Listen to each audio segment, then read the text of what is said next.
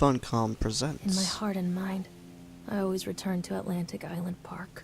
The park.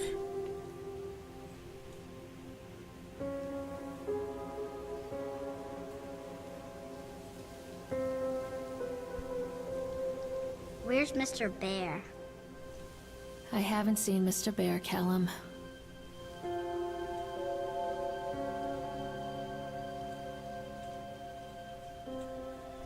Stay in the car. I'll go and ask information. Hello, welcome to another Let's Play. This is Let's Play the Park.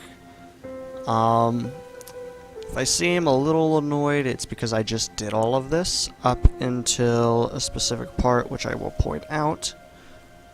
And for some reason, my software crashed, my recording software crashed, and the video did not finalize. So I had to restart it. But yeah, this is a game that my dad wanted me to play. It's called The Park. It's not really new per se, and I already kind of know what. The park is now closed.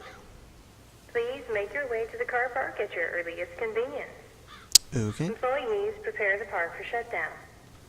Subtitles on? Or did they get shut off? No, they're on. Okay. Anyway. This is a game my dad wanted me to play for Halloween, so he got it for me, and here I am. Now, like I said, I've already been through this, and I've actually seen Markiplier play the entire game. Callum was born the day this place opened. This is his favorite place in the world. So, it's not like I'm doing this completely blind by any means.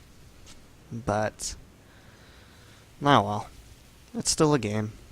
Atlantic Island Park, a tribute to the untamed heart of Solomon Island and the people who used their talents to bring the dream of Nathaniel Winter to life. May this park be a place where joy and laughter are gathered and used to infect all of those who follow after.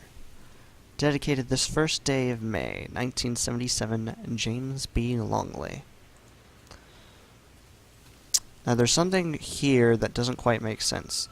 First of all, he's going to mention the bear even though we've not mentioned anything to him yet.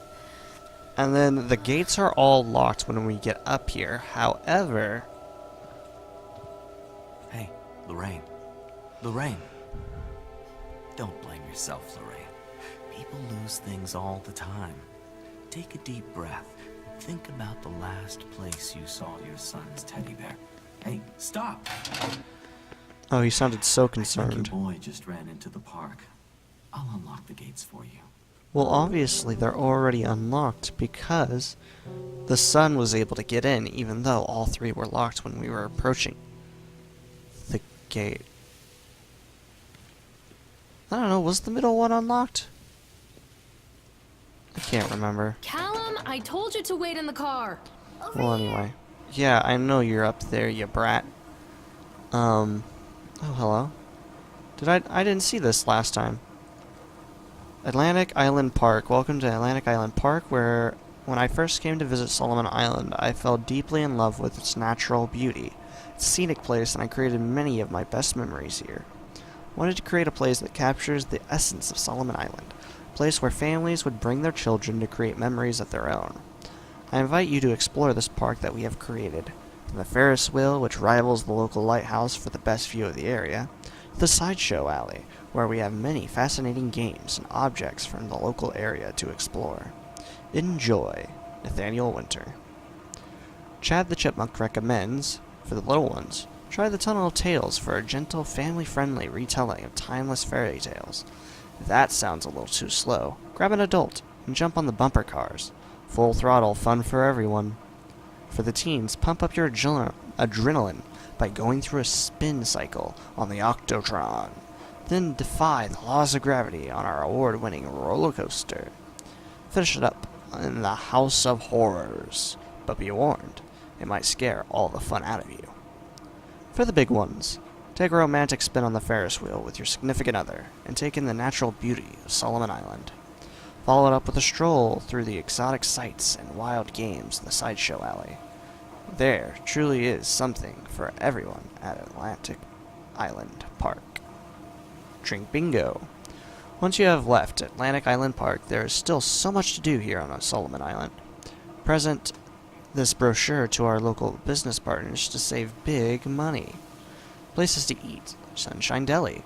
Whether a light snack or something more substantial, the Sunshine Deli can find a way to satisfy your craving.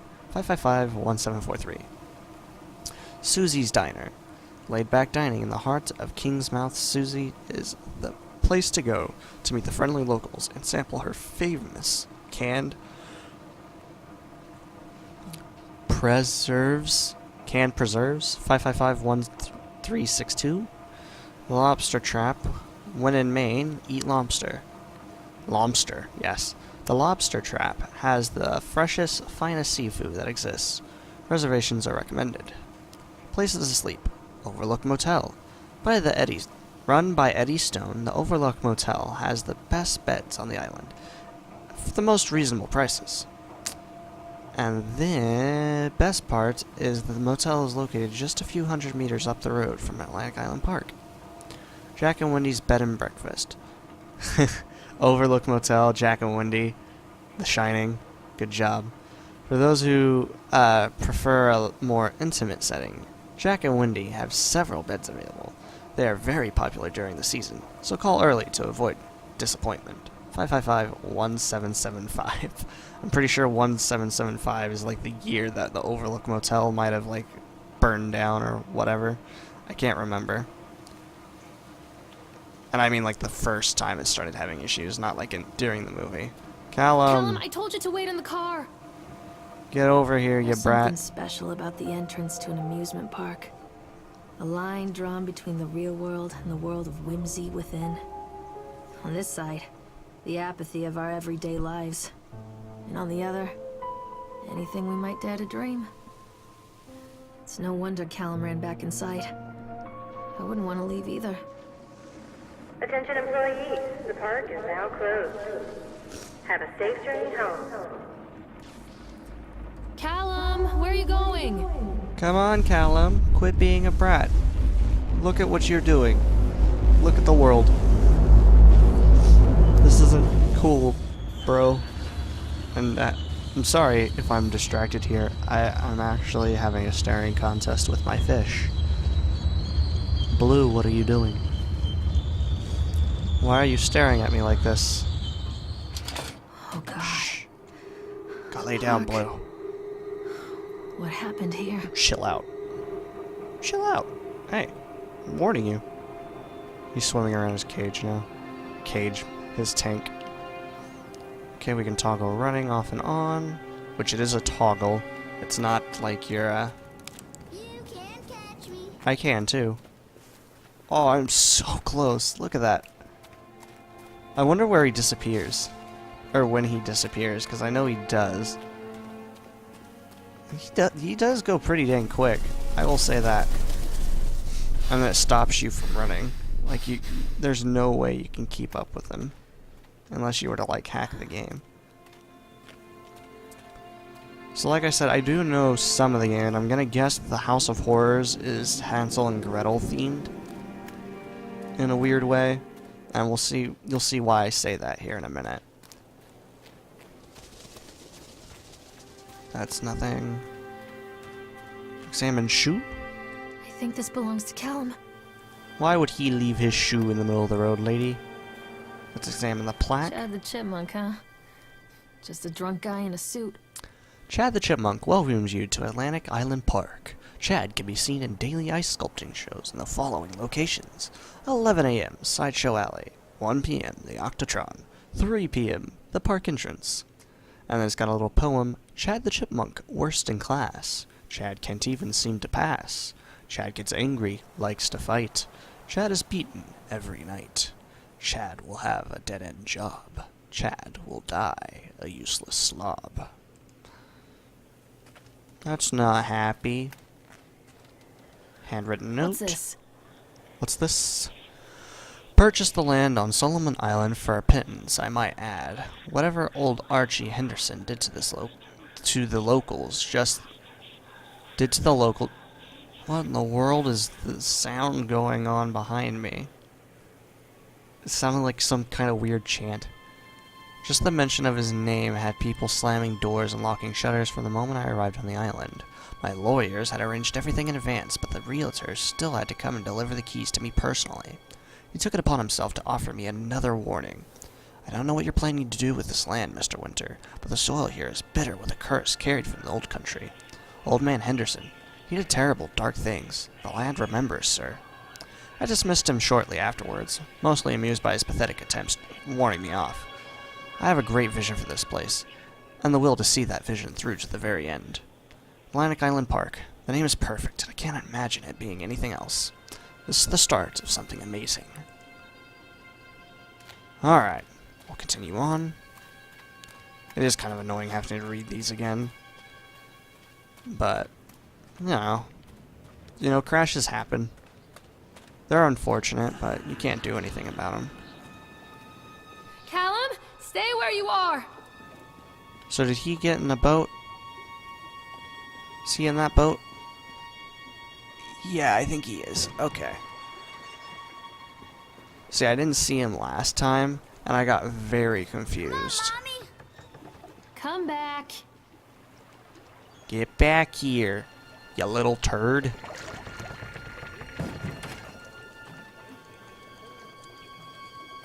Let's get in the swan, and then I have to be like perfectly silent for, I think it's like five minutes. This ride actually takes a while, and all it is a story, so it's all dialogue. They basically retell the story of Hansel and Gretel, and it's pretty accurate. The only difference is Hansel and Gretel, the mother actually goes with the father on the first day, but on the second day, she doesn't. And then when the witch is testing to see how fat Hansel is, she's been like stuffing his face with food, and he takes some of the food that he's ate because he doesn't just deny it. And he sticks a bone through the bars so she thinks he's as skinny as bone. A boy named Hansel and a girl named Gretel. They were very poor and had very little to bite or sup.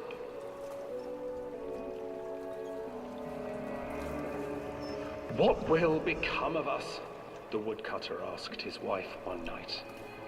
I tell you what, husband, we will take the children into the thickest part of the forest tomorrow and abandon them there. No, my wife, I cannot do that, said the man. Then we will all four starve, you fool. You fool. Hansel and Gretel overheard their parents talking, and Gretel began to weep. Do not fret, Gretel, Hansel said. He crept out of the hut and gathered white stones from the ground to fill his pockets.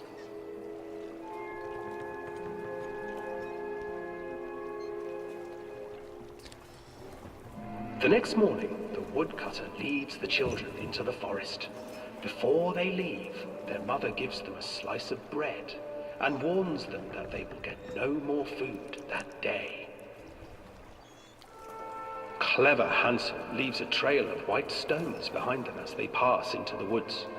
When their father leaves them, the children wait a while, then follow the trail back to their parents' house. After receiving a thorough scolding from their parents for getting lost in the woods, the children are sent to bed without any supper. Hansel tried to sneak out and collect more white stones, but found that the door was locked.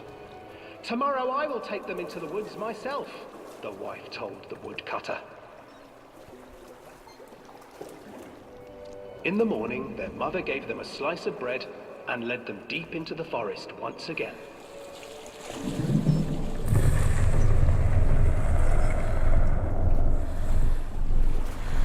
Hansel broke his bread into pieces and left a trail of breadcrumbs to lead them safely home.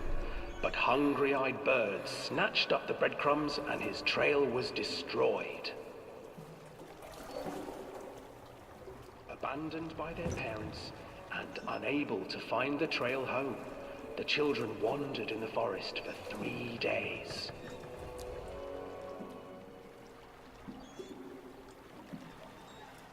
"3 days without dying. Good. That's good for children."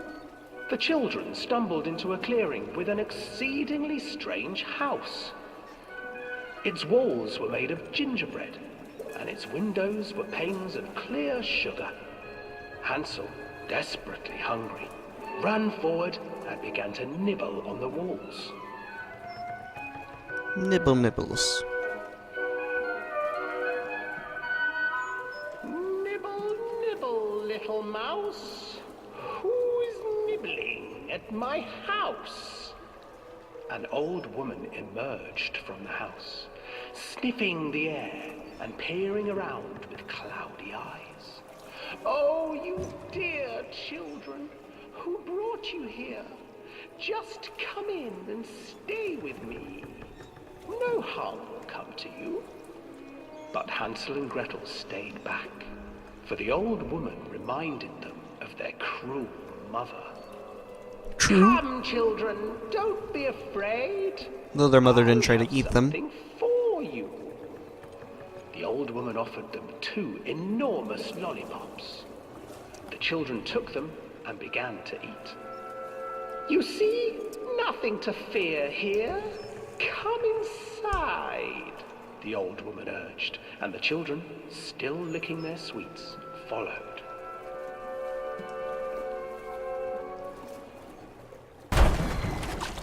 The ride's almost done. Inside the house, the old woman changed. She stuffed Hansel into a cage and put Gretel to work, sweeping and cleaning her hut. Your brother will make a good mouthful, the old witch told Gretel. Once he is fattened up, I shall feast upon him.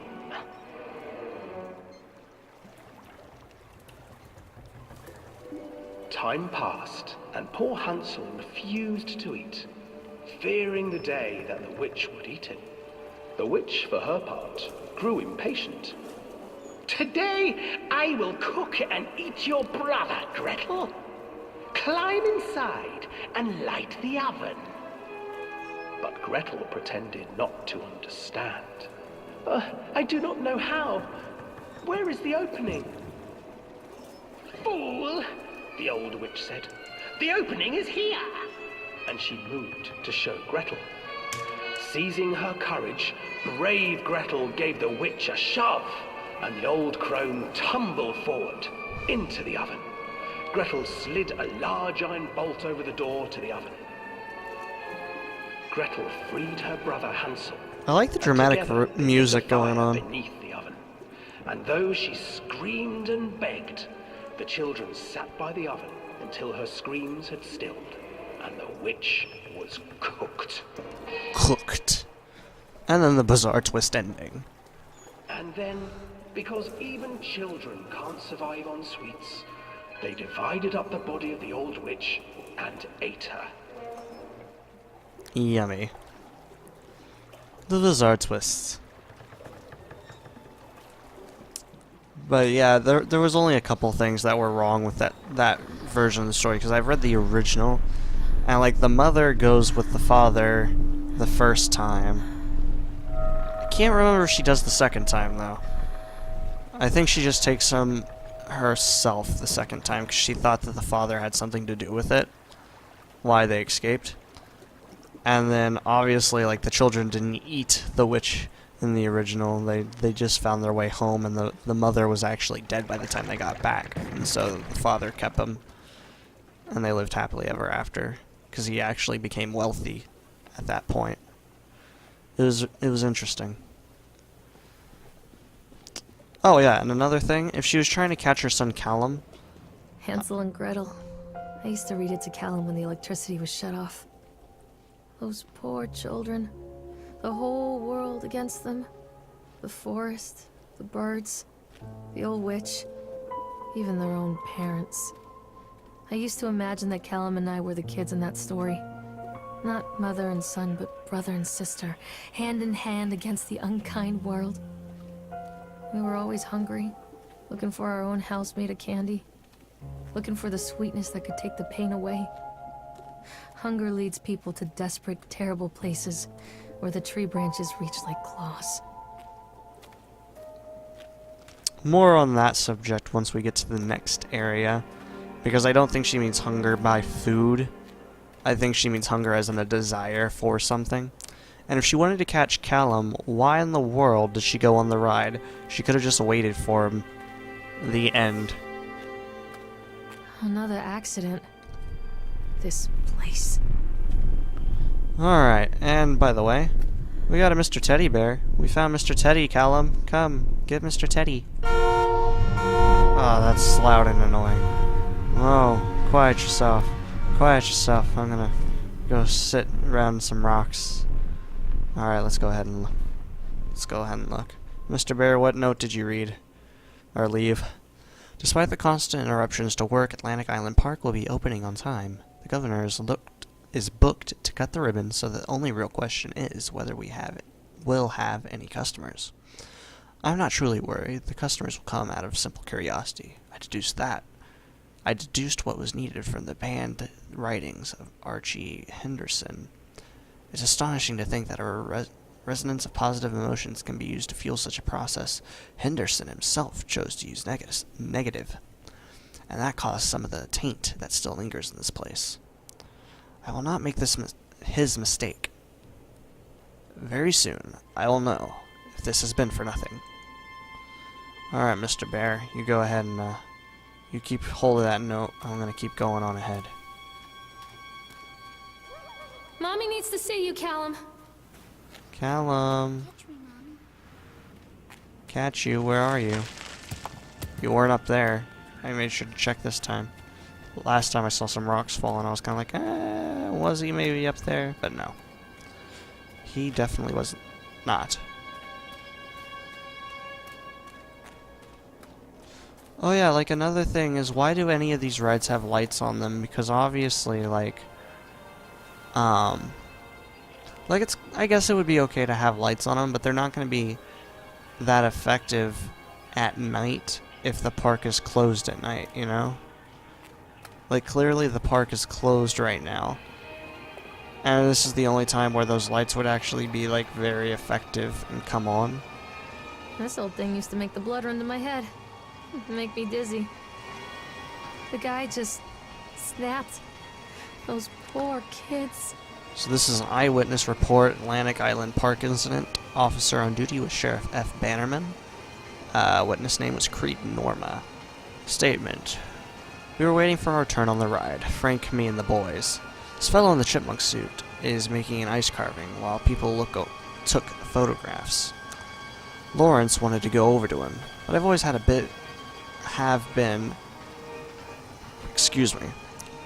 but I've always been a bit wary of those suits. They give me the creeps. It's silly, I know. Anyway, Chipmunk Man, he was carving and picking away at the ice, and at first we thought he was making some animal, like a tiger or a lion.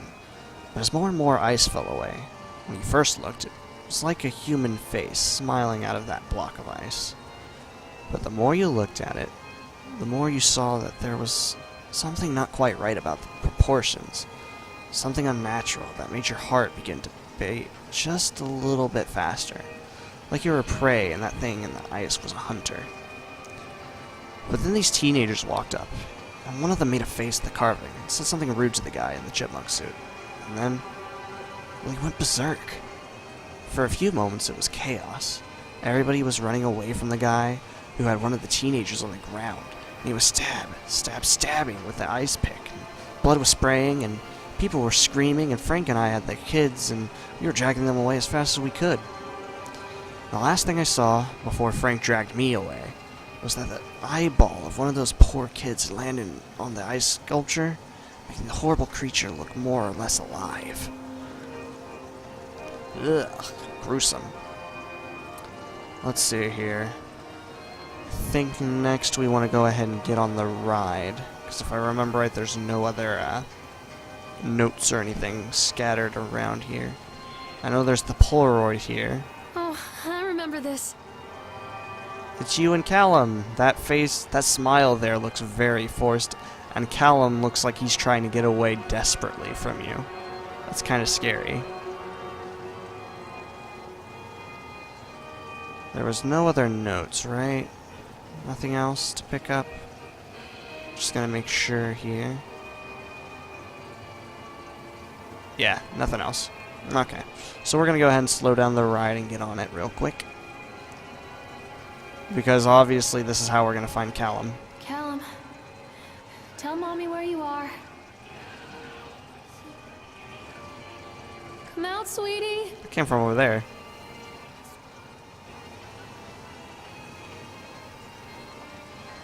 Anyway, it's gonna make us get on the ride regardless. It's kinda weird, but, you know, what can you do? It's the plot of the game, I suppose. I can't get on while it's moving. I can't get on while it's moving. It's not moving.